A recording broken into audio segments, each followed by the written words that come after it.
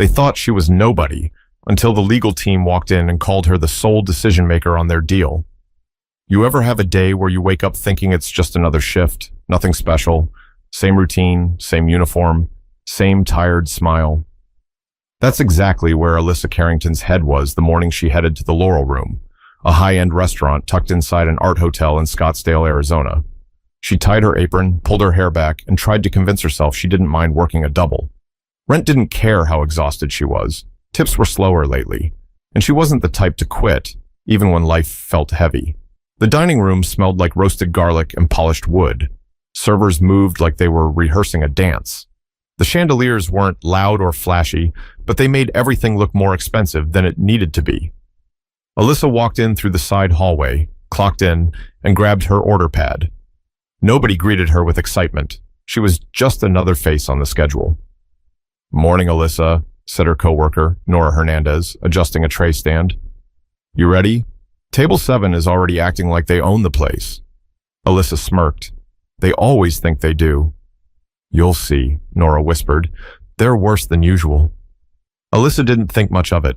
Wealthy groups came in often, men in tailored jackets, women with diamonds that caught the light every time they lifted a fork, people who spoke to staff like they were ordering furniture to move itself. She had dealt with all kinds. You learned to swallow reactions when tips determined groceries. Still, something felt different as she approached table 7. 4 executives in sharp suits sat around a stack of documents and tablets. Their voices were clipped, like every minute mattered more than the air around them. Alyssa stayed polite and steady. "Good afternoon," she said. "My name's Alyssa. I'll be taking care of you today. Can I start you with sparkling water still or something else?" One of the men didn't look up. Another waved his hand as if she were blocking his sunlight. "We'll need a bottle of the Cabernet Reserve," said the oldest one, his silver watch catching her eye. "And hurry, we're on a schedule." Alyssa wrote it down. "Of course, I'll bring that right out." As she walked away, she heard one of them mutter, not even trying to hide it. "Service staff gets slower every year." The others chuckled, not loud, but loud enough. Alyssa kept her composure. She always did. That was her strength, never giving anyone the satisfaction of seeing her bothered. She picked up the wine, checked the label twice, and returned to the table with steady hands. "Would you like me to open it here?" she asked. "Or would you prefer it sent to the side station first?" The man with the silver watch finally looked up. His eyes scanned her like she was an object on a shelf. "Here," he said, "and don't fumble it." Nora watched from across the room, ready to jump in if needed. The cork slid smoothly, no slip, no mistake. Alyssa poured a small taste for approval, just like she had done hundreds of times before, but he didn't even sip it before waving her on. "Pour for everyone." The conversation at the table continued, sharper now. "We can't afford mistakes," one executive said. "The board wants signatures today," another added. Alyssa didn't know what deal they were discussing, but their stack of papers looked serious. She poured carefully, evenly, then stepped back. "Let me know if you need anything else," she said. This time, nobody acknowledged her at all, not even a nod. She walked away, and for a moment, she wondered why people with so much treated others with so little. She didn't complain. She didn't tell anyone she was tired. She didn't mention the phone call she had received weeks earlier, one that changed everything, even though she hadn't told a soul. If someone had told her that within the next hour, those same executives would be begging for her attention, she would have laughed. It sounded impossible, ridiculous, like something that happened in movies, not real life. But she had no idea the papers on that table had her family name printed on them, and she had no idea those men were about to humiliate the person whose approval they desperately needed. But the shift was only beginning, and the first crack in their arrogance was seconds away. The lunch rush picked up fast, and Alyssa barely had a second to breathe. Plates of seared salmon, truffle pasta, and grilled asparagus slid across the pass. Orders piled up, voices layered over each other. Someone dropped a fork in the kitchen, someone else cursed at the fryer, and the manager pretended everything was smooth. Alyssa moved through it all with quiet focus, but table 7 kept pulling her attention like a stone in her shoe. When she returned to check on them, the man with the silver watch let out a sigh, as if her presence alone inconvenienced him. "We asked for bread 15 minutes ago," he snapped. Alyssa kept her tone level. "I'll bring it right out. I apologize for the delay." Another man leaned back in his chair, glancing at her name tag. "Alyssa," he said slowly, "do you have trouble keeping track of simple requests?" She blinked once. "No, sir, I'll take care of it." Nora passed her near the service station. "What's their problem?" "They're under pressure," Alyssa said, even though she didn't believe pressure excused disrespect. In the kitchen, the chef slid a breadboard toward her. "Table 7 again?" he asked. "Unfortunately." She grabbed the board and returned, setting it down gently. "There you go. Anything else I can get for you right now?"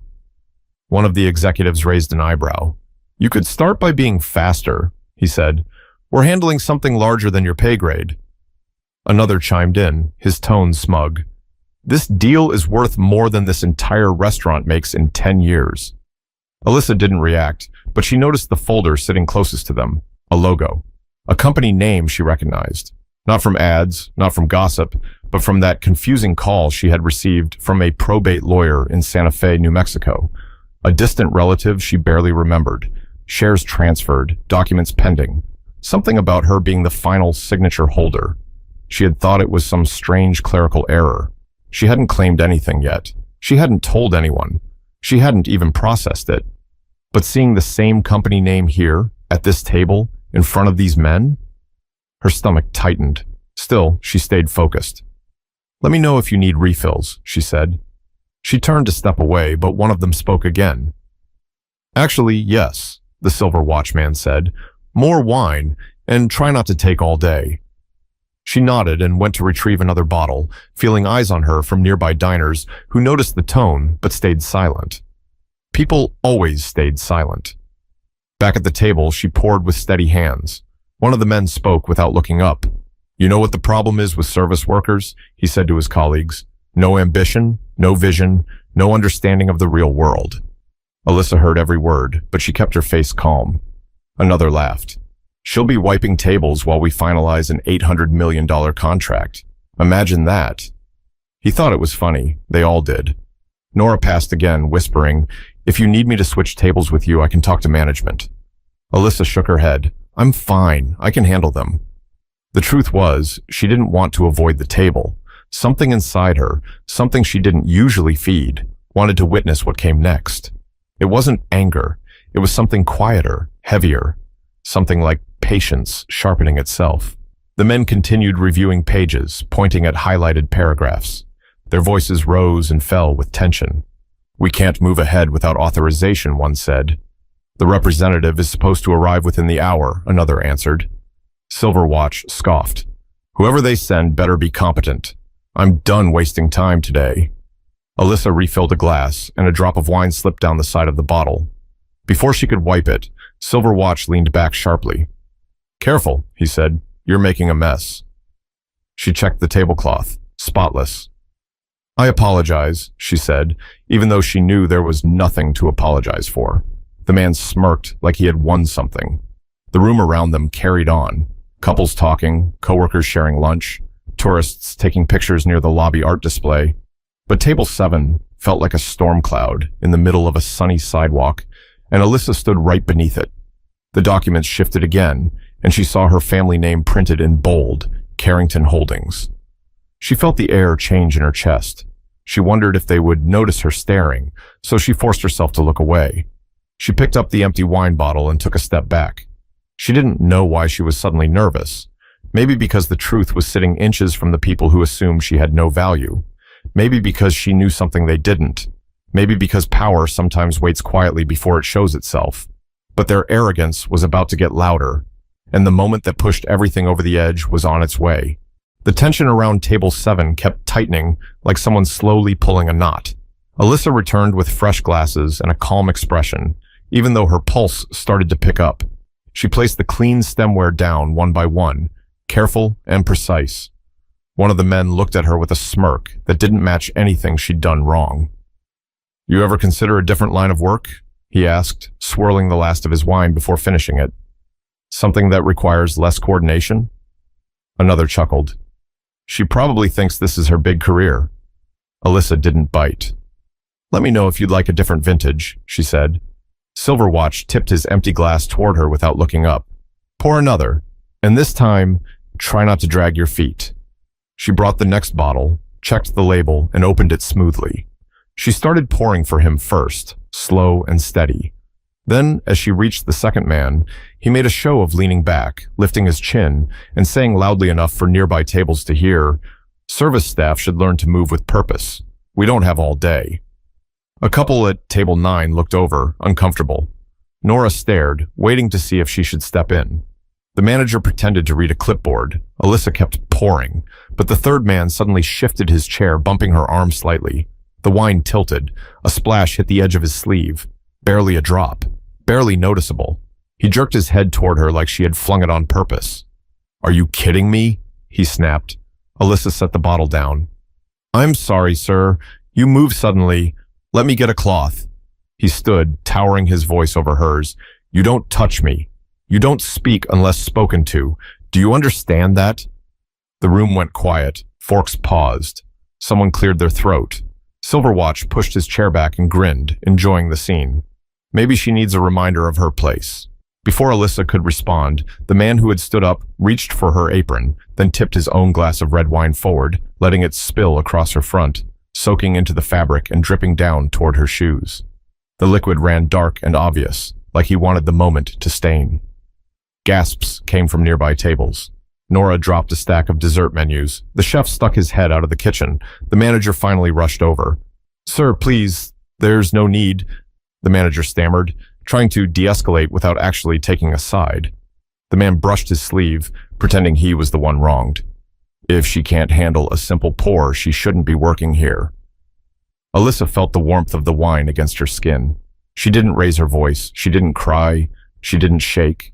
She just stood there, staring at the man who wanted her to break in front of strangers. "Let me get cleaned up," she said quietly, and stepped back. Silverwatch chuckled. Finally, she gets the message. The manager put a hand on her shoulder, guiding her away like she was fragile. "You can take a break," he whispered. "I'll send someone else to the table." Alyssa stopped walking. "No, I'll finish the shift." The manager blinked. "Are you sure?" She nodded. "I'm sure." In the staff hallway, Nora followed her. "You don't have to serve them again. Nobody would blame you." Alyssa wiped the stain with a towel, watching it smear instead of disappear. "It's fine." "It's not fine," Nora insisted. "They crossed the line." Alyssa paused, gripping the edge of the counter. Her voice stayed even, but her words carried weight. "People show who they are when they think no one's watching." Nora frowned. "So why keep going back?" Alyssa folded the towel, her movement slow and deliberate. "Because they're wrong about me. And I'm not running from men who think they get to decide someone's worth." She walked back into the dining room, the stain still visible, but her posture taller. Table 7 didn't look up at first. They assumed she would shrink, apologize, vanish into the background like they expected. Instead, she stood beside them and said, "Is there anything else you'd like at the moment?" All 4 men went silent for the first time. They didn't know why her voice sounded different. They didn't know why her eyes held steady. They didn't know they had just poured wine on the majority owner of the company they were desperate to impress. But someone else was about to walk through the restaurant doors, and their entire attitude would flip in an instant. Alyssa stayed near table 7 without hovering, giving them space while still doing her job. The men whispered now instead of bragging. Their shoulders pulled in. Their confidence didn't stretch across the room anymore. It was the first sign that the balance had started to tilt, even if they didn't know why. She refilled waters at nearby tables, collected dishes, and checked on a couple celebrating an anniversary. Every now and then she caught the executives glancing at her, like they suddenly wondered if they had misread the situation. Nora slipped beside her at the espresso station. "They're quiet now," she said. "What did you say to them?" "Nothing," Alyssa replied. "Silence sometimes says more." In truth, her mind was running. She thought about that long phone call weeks earlier with the probate lawyer in Albuquerque. She remembered sitting at her small kitchen table, staring at the peeling corner of the wallpaper, while the attorney explained that her late relative, Edmund Carrington, had no direct heirs. The name had meant almost nothing to her until she learned that he was the founder of Carrington Holdings, a massive supply and logistics corporation with offices across the country. She had barely spoken a word while the lawyer listed numbers, percentages, documents, and legal transfers. You are the majority shareholder now, the lawyer had said. Nothing can be finalized without you. She had laughed softly, thinking it was absurd. She worked nights, she folded napkins, she stocked sugar packets. She wasn't the kind of person who owned anything, much less a company that partnered with international firms, but the paperwork arrived. Thick envelopes, seals, official markings. She tucked them into a drawer, telling herself she'd deal with it later. Life didn't pause just because something unbelievable dropped into your lap. Rent still came due, shifts still needed covering, and she didn't want anyone looking at her differently. Now here she was, staring at the same company name on documents being passed between men who thought she had no future beyond carrying plates to table numbers printed in brass. The manager approached quietly. Alyssa, listen, we can comp their appetizers, just to smooth things over. Alyssa looked at him. Why? They're the ones who crossed the line. The manager shifted his weight. They're important. They tipped well last time. She held his stare. So that makes it acceptable? He didn't answer.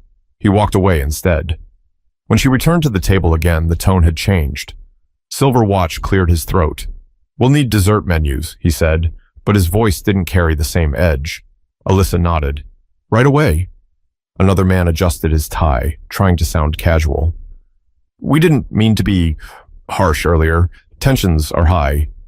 Alyssa placed the dessert menus in front of them. Stress doesn't give anyone permission to mistreat people. The men fell silent. One tapped his pen. Another shifted his chair. The power they thought they owned no longer sat comfortably with them. A moment later, a well-dressed woman in a navy suit entered the dining room. She scanned the tables, holding a leather briefcase and a folder with embossed lettering. Her hair was tied back, her steps confident. She approached the manager first. I'm here to meet with the representatives for the Carrington Partnership, she said. I was told they're at table 7. The manager pointed. Right over there. They've been waiting. The executives straightened like schoolboys trying to impress a principal.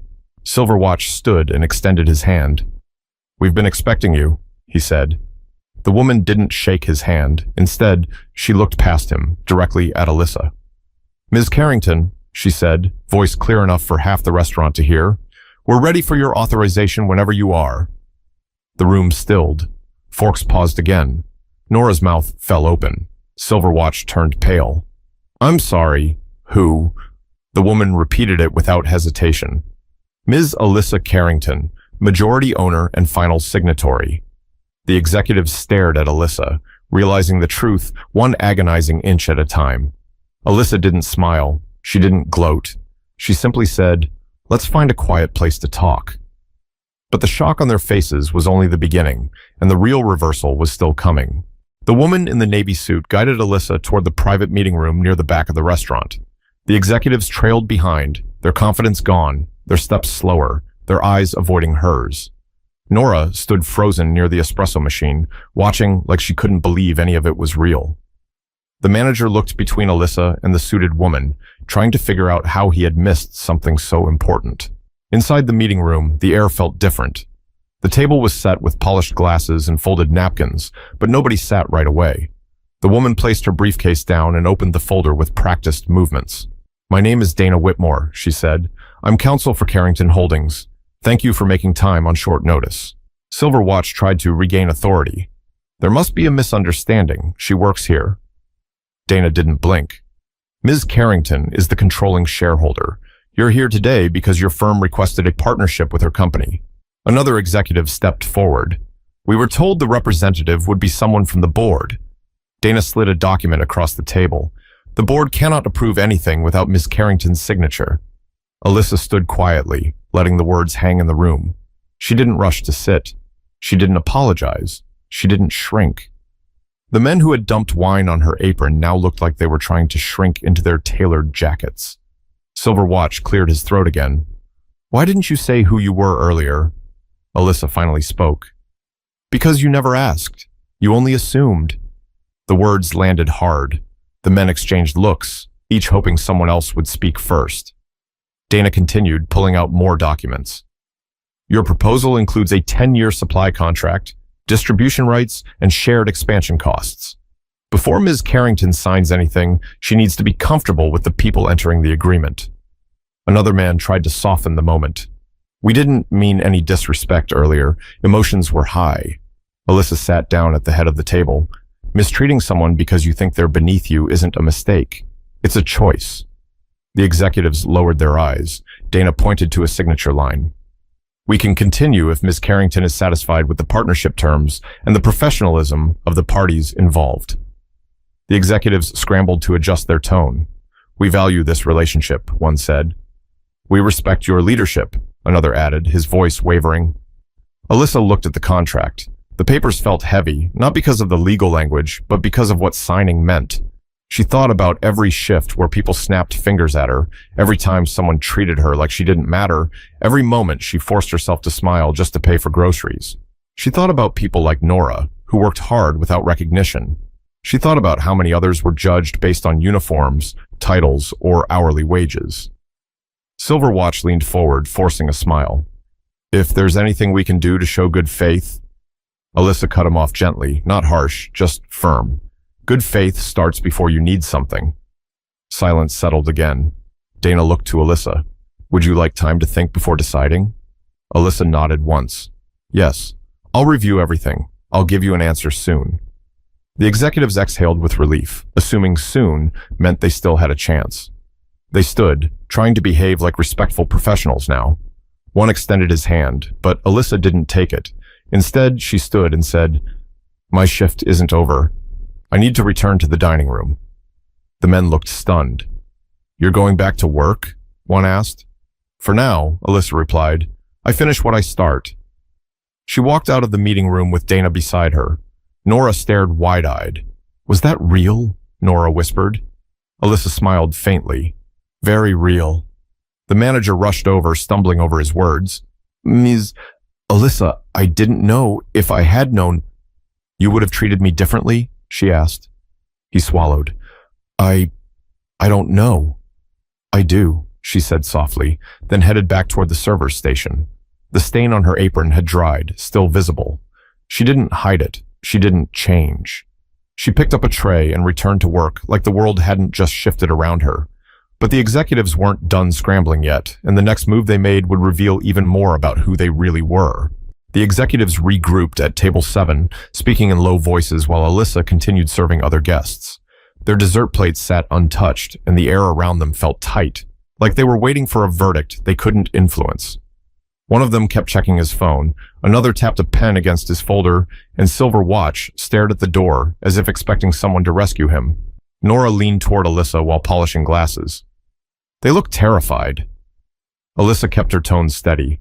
People get nervous when they lose the control they thought they had. The manager approached again, trying to act supportive.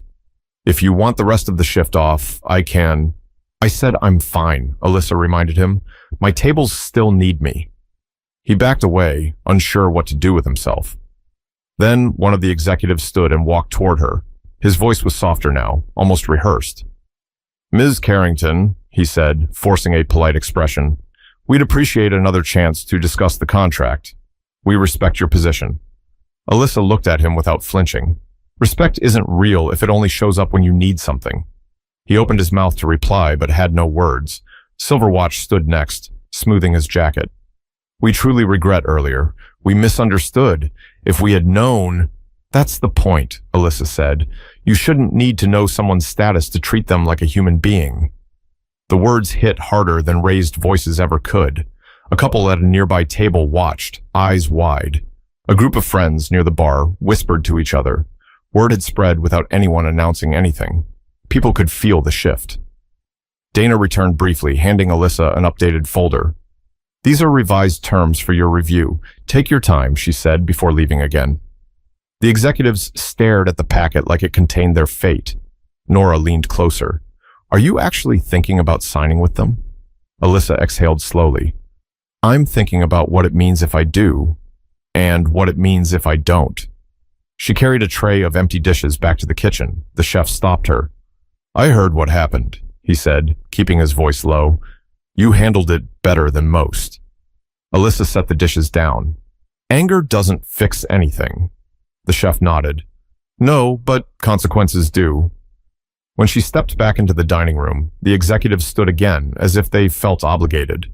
Silverwatch tried a new angle. We're willing to adjust compensation terms. Your leadership is valuable. Alyssa raised an eyebrow. You don't know anything about my leadership. You've only seen me serve lunch. He swallowed hard. Then allow us to learn.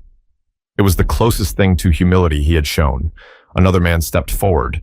We can donate to organizations of your choosing, community outreach, job programs, whatever you think reflects your priorities. Alyssa paused at that, not because she trusted them, but because the idea itself mattered. She thought about staff who worked double shifts, people juggling 2 jobs, workers invisible in plain sight. Nora whispered, "You could change things. You could make them do something good."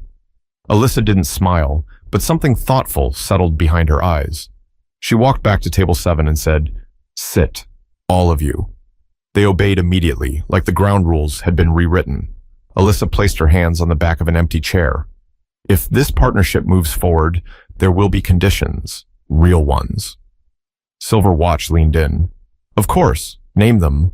First, Alyssa said, every employee affiliated with this contract on both sides will receive fair treatment and fair pay, no exceptions. They nodded quickly. Second, she continued, your executives will complete mandatory workplace conduct training, not the kind people ignore, the kind that requires proof of comprehension. They nodded again, even faster. And third, she said, a percentage of the contract value will fund scholarships for workers who want better opportunities, people who've been told they don't belong anywhere but behind a tray. The room was silent. Finally, one of the men spoke. We can agree to those terms. Alyssa studied their faces. Not because I'm wealthy, not because you fear losing a deal, but because it's the right thing to do. Silverwatch lowered his eyes. Yes, we understand. Alyssa didn't confirm anything yet. She gathered the documents and said, I'll give you my decision after I finish my shift. They looked stunned again. You mean later today? One asked. Yes, she said, after I'm done working like every other person you overlooked today. She walked away, leaving them sitting straighter, quieter, and unexpectedly reflective. But the final decision would come with a twist they didn't expect, and the whole restaurant would witness it. The afternoon light shifted through the restaurant windows as the last of the lunch crowd finished eating. The noise settled, replaced by quiet conversations and clinking glasses. Alyssa continued bussing tables, refilling drinks, and checking receipts like nothing unusual had happened. But everyone knew something had changed. Even the dishwasher peeked into the dining room more than once, trying to catch pieces of the story. Table 7 stayed seated, waiting, pretending to read through their folders, but glancing at Alyssa every few seconds. Their voices never rose above a whisper now. Their posture had shrunk. Their earlier arrogance had drained out of them like the wine stains drying on Alyssa's apron. Nora stepped beside her at the server station. Are you really deciding today? She asked. Yes, Alyssa replied, folding a napkin. I don't believe in dragging things out. What do you think you're going to do? I'm thinking, Alyssa said, though her expression hinted she already knew. A couple at table 9 motioned for the check, and Alyssa went to help them. The woman at the table smiled warmly. You handled yourself with grace, she said quietly. Her husband nodded. My father worked in restaurants his whole life. People forget the hands that serve them. Alyssa thanked them and moved on, but their words stayed with her. Back near table 7, the executives stood when she approached. One cleared his throat. We're prepared to sign with your conditions, he said. All of them. Another added quickly, and we would like to offer our personal apologies for earlier. It was unprofessional, and we regret it. Alyssa looked at each of them. An apology only matters if it comes with change. They nodded, feeling the weight of the words. Dana returned to the room, setting her briefcase down. If you'd like to finalize now, we can. Alyssa didn't sit right away. She looked at the papers again, thinking not about money, but about meaning. She imagined workers in warehouses being treated better. She imagined scholarships opening doors for people like Nora. She imagined training programs that forced people in power to confront their behavior. Then she imagined signing with men who only changed because they were caught. She raised her eyes. Before I make this decision, there's something you should understand. The executives waited, tense. You treated me poorly because you thought I was beneath you, she said. And if I sign without addressing that fully, then I'm no better than you were. Silverwatch spoke softly. What do you need from us? Alyssa gestured toward the dining room. You embarrassed me publicly. You didn't pull me aside. You didn't correct yourselves privately, so the acknowledgement needs to match the harm. The men looked toward the other diners, realizing what she meant. You want us to apologize? Out there? One asked. Alyssa didn't raise her voice. Yes, not dramatic, not loud, just honest. The men looked at each other, weighing pride against consequences. Then slowly, they walked out into the main dining room. Conversations quieted, people watched. Silverwatch stepped forward first. To the staff here, he said, voice steady but humbled, we acted disrespectfully earlier. We spoke down to someone who deserved respect. We apologized to Ms. Carrington and to the employees who saw it happen. A few people in the dining room nodded. Someone at the bar clapped once, not loud, but enough to break a barrier. Alyssa stepped forward with the contract in hand. Thank you, she said. Now I'll sign. Dana placed the document on the counter. Alyssa picked up the pen and wrote her name slowly, clearly, without hesitation. The executives watched, knowing the moment belonged to her, not them. As she handed the signed pages back, she said, This isn't about money. It's about people remembering that titles don't define worth. The executives nodded, and this time, they meant it. Nora rushed up as soon as they stepped away. You just changed everything, she whispered. Alyssa smiled gently. Not everything, just the parts that needed changing. The manager approached cautiously. Ms. Carrington, will you still be working here? Alyssa untied her apron. Not as an employee. He swallowed. Are you leaving for good? She folded the apron neatly. I'll be back tomorrow. He looked confused. In what role? As the owner who's buying this place, she said, and the first change is going to be how we treat the people who keep it running. Nora gasped. The chef peeked out of the kitchen again. Someone at table 9 muttered, well, that's one way to end a shift. Alyssa hung the apron on its hook, stood straighter, and walked toward the exit as the entire room watched with a mix of awe and respect. But there was still one more thing she needed to say before the story ended, and it carried the lesson people would remember. Outside the restaurant, the Arizona heat pressed against the glass windows, but Alyssa stood in the shade near the valet stand, breathing in a moment that felt bigger than her. Not because of the contract, not because of the money, but because she had stood her ground without raising her voice, without throwing insults back, without becoming what they expected. Nora stepped outside after her, holding 2 to-go lemonades. You okay? She asked, handing one over. I'm better than okay, Alyssa said. I'm clear. They sat on the stone ledge near the entrance. Cars pulled in and out. People chatted. Life moved like always, but Alyssa felt different inside. She thought about her mother, who used to remind her that worth isn't something someone else gives you. You carry it yourself, even when no one sees it. Nora sipped her drink. Do you think those men actually learned anything? They learned that power isn't always visible, Alyssa said, and that respect isn't optional. A few minutes later, the executives exited the restaurant. They didn't swagger this time. They didn't talk loudly. They approached Alyssa with careful steps. Silverwatch spoke first. We'll honor the terms, all of them, and we'll implement the scholarship program immediately. Another added, we've already contacted our HR division about the training requirements. Alyssa nodded. Good. But remember something. You don't treat people well because you might need them someday. You treat people well because it's the right thing to do, even when no one is watching. The men agreed, and for the first time, it didn't feel like they were pretending. As they walked to their cars, Nora let out a breath she'd been holding. You realize your life just changed forever, right? Alyssa smiled. My life changed before today. I just finally stepped into it. They sat quietly for a moment, watching the sun stretch across the pavement. Then Nora laughed softly. So, what's the first thing you're going to do as the new owner of a restaurant and head of a massive company? Alyssa stood, finishing her lemonade. I'm going home to rest. People make better choices when they're not exhausted. Nora laughed again. That's the most reasonable answer I've ever heard. Alyssa turned toward the parking lot, but then paused and looked back at her friend. You know, the world is full of people who judge others by uniforms, job titles, or where they stand in a room. But the truth is, you never know who you're talking to. You never know their story, their past, their potential, or where they're going next. Nora nodded slowly. So what's the lesson then? That you don't treat people with kindness because of who they are, Alyssa said. You treat them with kindness because of who you are. The words settled in the warm air. A family walked past them. A couple held hands near the corner. A server from another restaurant hurried by, tying her apron as she walked. Alyssa watched her for a moment, recognizing something familiar in her steps. She hoped the world would meet that woman with more grace than Table 7 had shown earlier. Alyssa headed toward her car, keys in hand, shoulders relaxed. For the first time in a long while, she didn't feel small.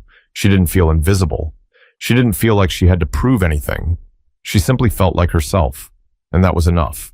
Here's the takeaway, the heart of the story.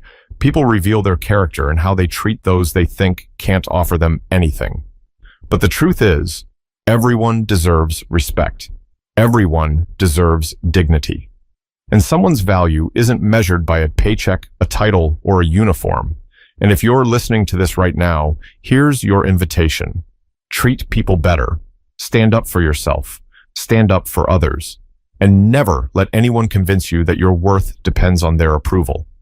If this story moved you, if it made you think, if it reminded you of someone you know, or someone you want to become, share it, talk about it, and make sure the message doesn't stop here.